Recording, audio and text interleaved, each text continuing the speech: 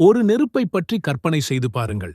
அது உங்கள் தோலையோ சதையையோ அல்ல, நேரடியாக உங்கள் இதயத்தையே தாக்கி எரிக்கக்கூடிய ஒரு நெருப்பு.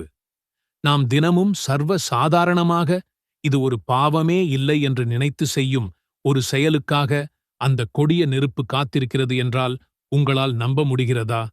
அடுத்தவர்களை பார்த்து ஏளனமாகச் சிரிப்பது, வாட்ஸ்அப்பில் ஒருவரை கிண்டல் செய்து ஒரு செய்தியை அனுப்புவது, அல்லது நண்பர்களுடன் அமர்ந்து ஒருவரை பற்றி இல்லாததையும் பொல்லாததையும் பேசுவது. நாம் இதையெல்லாம் சாதாரணமாக கடந்து செல்கிறோம். ஆனால் இந்தச் செயல்களின் விளைவு எவ்வளவு பயங்கரமானது என்பதை திருக்குரானின் 104வது அத்தியாயமான சூரத்துல் ஹுமஜா நம் இதயங்கள் நடுங்கும் அளவுக்கு ஒரு கடுமையான எச்சரிக்கையை விடுகிறது.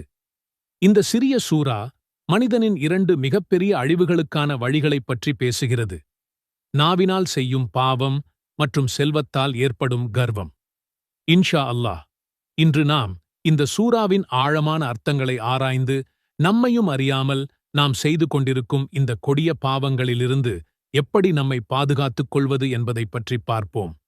முதலில் இந்த சூராவின் முதல் வசனத்தை பார்ப்போம். அல்லாஹ் கூறுகிறான்.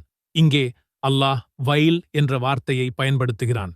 அரபி மொழியில் இதற்கு கேடு அல்லது நாசம் என்று பொதுவாக அர்த்தம் சொன்னாலும் தப்சீர் அறிஞர்கள் இது நரகத்திலுள்ள ஒரு பள்ளத்தாக்கின் பெயர் என்றும் அதன் வேதனை மிக மிகக் கொடியதாக இருக்கும் என்றும் குறிப்பிடுகிறார்கள்.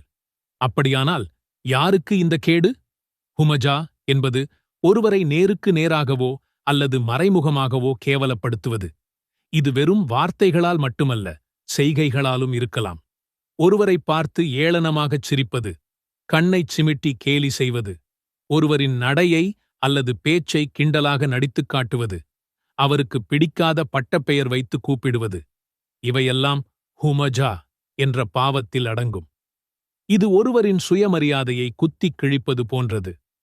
ஒருவன் ஏன் இந்த பாவத்தைச் செய்கிறான்? எது அவனுக்கு அந்த தைரியத்தையும் கர்வத்தையும் கொடுக்கிறது? அடுத்த வசனத்தில் அல்லாஹ் அதற்கான காரணத்தைச் சொல்கிறான். அவன் பொருளைச் சேகரித்து அதை எண்ணிக்கொண்டே இருக்கின்றான். இங்கே கவனியுங்கள், அல்லாஹ் செல்வம் வைத்திருப்பதை தவறாகச் சொல்லவில்லை. இஸ்லாம் செல்வத்திற்கு எதிரானது கிடையாது. ஆனால் அந்த செல்வத்தோடு ஒருவருக்கு இருக்கும் மனநிலையைத்தான் அல்லாஹ் கண்டிக்கிறான். ஜமா என்றால் சேகரிப்பது. ஆனால் சும்மா சேர்ப்பது மட்டுமல்ல, பேராசையோடு குவிப்பது. அதற்குப் பிறகு வரும் வத்ததா என்ற வார்த்தைதான் மிக முக்கியம். அதன் அர்த்தம் அதை திரும்பத் திரும்ப எண்ணிக்கொண்டே இருப்பது.